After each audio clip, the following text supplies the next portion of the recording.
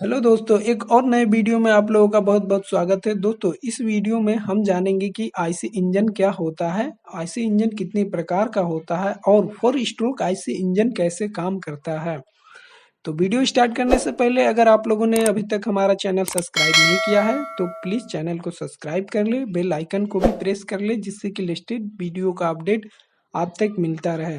दोस्तों, आप लोग बाइक कार अवश्य ही चलाते होंगे। क्या आपने कभी सोचा है कि इंजन कैसे काम करता है?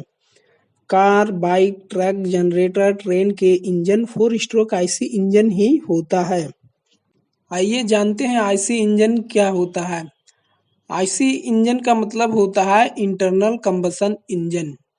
इंटरनल कंबशन इंजन एक आंतरिक दहन इंजन है जिसमें कंबशन इंजन सिलेंडर के अंदर होता है। उसे हम इंटरनल कंबशन इंजन कहते हैं। आइए अब जानते हैं आईसी इंजन कितने प्रकार के होते हैं। इसे हम कैटेगरी वाइज देख सकते हैं।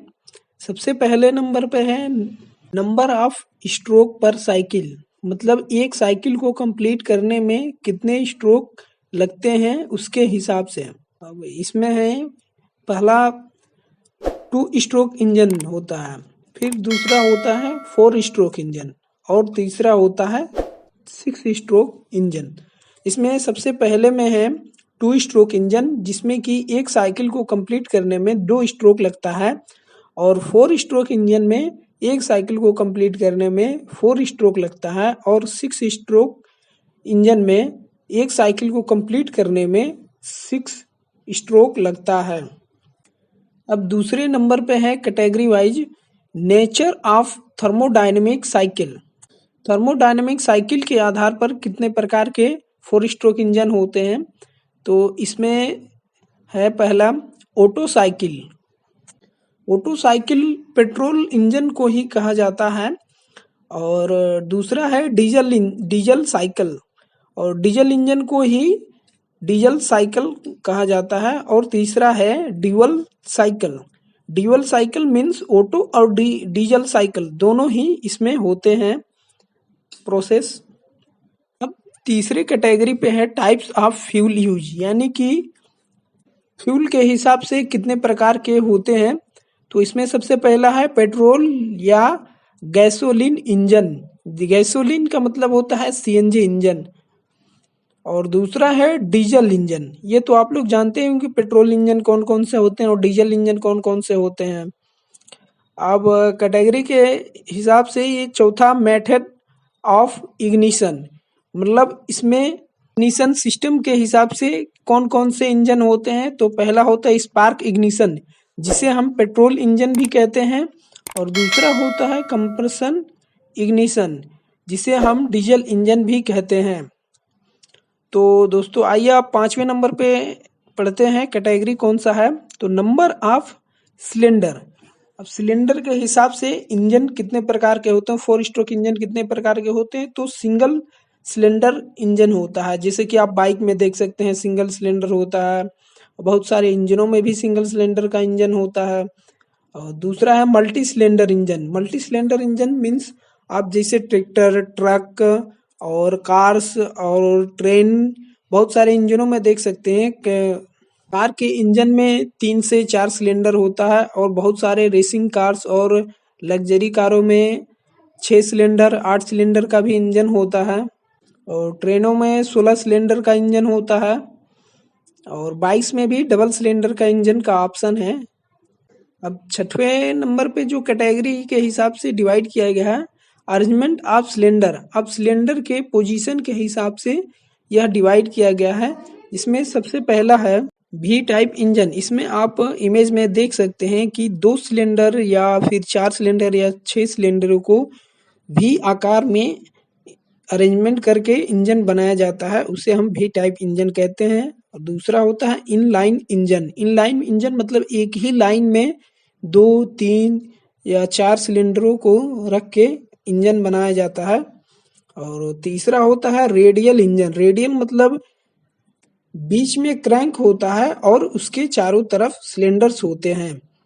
और चौथा है W engine, W type engine. इसमें डब्ल्यू टाइप इंजन में W के आकार में इंजन को अरेंजमेंट कर दिया जाता है, जिससे एक W का आकार ले लेता है। और पांचवा होता है अपोजिट इंजन, मतलब एक ही क्रैंक में दो अपोजिट साइड सिलेंडर लगा दिया जाता है, उसे हम अपोजिट पोजीशन इंजन कहते हैं। अब सातवीं कैटेगरी है कूलिंग सिस्टम के आधार पर, जिसमें पहला है एयर कूल्ड इंजन होता है, जो कि हवा से ठंडा होता है इंजन। और दूसरा है वाटर कूल्ड इंजन, जो आप जनरेटर, जीप, ट्रैक्टर, ट्रक और कई सारे इंजनों में, कार के इंजन में आप देख सकते हैं कि लोग पानी उसमें डालते हैं इंजन गर्म हो जाने पे, तो वो वाटर कूल्ड इंजन ही होते हैं। और तीसरा है oil cooled engine. Oil cooled engine में बार बार ऑयल डालने की जरूरत नहीं होता है, उसमें एक बार डाल दिया जाता है, फिर वह मात्रा कम होने के बाद फिर उसमें डाला जाता है। तो दोस्तों हमने जाना कि आईसी इंजन कितने प्रकार के होते हैं, और अब हम जानते हैं कि working of 4 stroke IC engine, मतलब आईसी इंजन कैसे वर्क करता है। वर्किंग समझने से पहले टीडीसी और बीडीसी के बारे में जान लेते हैं। टीडीसी का मतलब होता है टॉप डेड सेंटर, और बीडीसी का मतलब होता है बॉटम डेड सेंटर। जब पिस्टन सबसे ऊपर होता है उसे हम टॉप डेड सेंटर बोलते हैं, और जब पिस्टन सबसे नीचे होता है उसे हम बॉटम डेड सेंटर कहते हैं। सिलेंडर के अंदर टीडीसी से बीडीसी का जो वॉल्यूम होता है उसे ही इंजन की कैपेसिटी या पावर कहते हैं, जिसे हम आम भाषा में सीसी कहते हैं। जैसे 80 CC, 100 CC, 110 CC, 125 CC, 150 CC. CC का मतलब होता है क्यूबिक सेंटीमीटर। एक्चुअल में वॉल्यूम का मात्रक क्यूबिक मीटर होता है, लेकिन यहाँ पर वॉल्यूम की मात्रा कम होने की वजह से इसे सेंटीमीटर में ही काउंट किया जाता है। जब पिस्टन टीडीसी यानी टॉप डेड सेंटर से बीडीसी बॉटम डेड सेंटर तक मूव करता है तो एक स्ट्रोक कंप्लीट होता है। फिर यही पिस्टन बीडीसी से टीडीसी जाता है तो 2 स्ट्रोक कंप्लीट होता है, और 2 स्ट्रोक में एक क्रैंक की साइकिल कंप्लीट होती है। अब जानते हैं 4 स्ट्रोक आईसी इंजन कैसे काम करता है। तो इसमें सबसे पहला होता है इनटेक स्ट्रोक या सक्शन स्ट्रोक, और दूसरा होता है कंप्रेशन स्ट्रोक, और तीसरा होता है पावर स्ट्रोक, और चौथा होता है एग्जॉस्ट स्ट्रोक। आइए अब इनके बारे में एक एक करके डिटेल में जानकारी ले लेते हैं। तो सबसे पहला होता है इनटेक स्ट्रोक या सक्शन स्ट्रोक। जब पिस्टन टीडीसी से बीडीसी नीचे की तरफ मूव करता है तब इनलेट वाल्व ओपन होता है, इंजन सिलेंडर चारों तरफ से बंद होता है, तो पिस्टन मूव करने की वजह से वैक्यूम क्रिएट होता है, जिससे कि इनलेट वाल्व द्वारा एयर फ्यूल या एयर फ्यूल मिक्सचर को सिलेंडर के अंदर खींचता है। तो इस तरह पिस्टन के टीडीसी से बीडीसी मूव करने पर एक स्ट्रोक कंप्लीट होता है। दूसरा कंप्रेशन स्ट्रोक। जब पिस्टन बीडीसी से टीडीसी ऊपर की तरफ मूव करता है तो इस समय दोनों वाल्व बंद होते हैं, और पिस्टन के मूव करने की वजह से सिलेंडर के अंदर का एयर या एयर फ्यूल मिक्सचर कंप्रेस होता है, और इस तरह 2 स्ट्रोक कंप्लीट हो जाता है। अब तीसरा स्ट्रोक पावर स्ट्रोक होता है। कंप्रेशन स्ट्रोक कंप्लीट होने के बाद जैसे ही पिस्टन टीडीसी पहुंचता है उस टाइम पर अगर पेट्रोल इंजन होता है तो स्पार्क प्लग द्वारा स्पार्क प्रोड्यूस होता है, जिससे कि फ्यूल बर्न होता है और सिलेंडर के अंदर विस्फोट होता है, जिससे कि पिस्टन मूव करने वाला पार्ट होता है और पिस्टन पर हाई प्रेशर लगता है, जिससे पावर जनरेट होता है।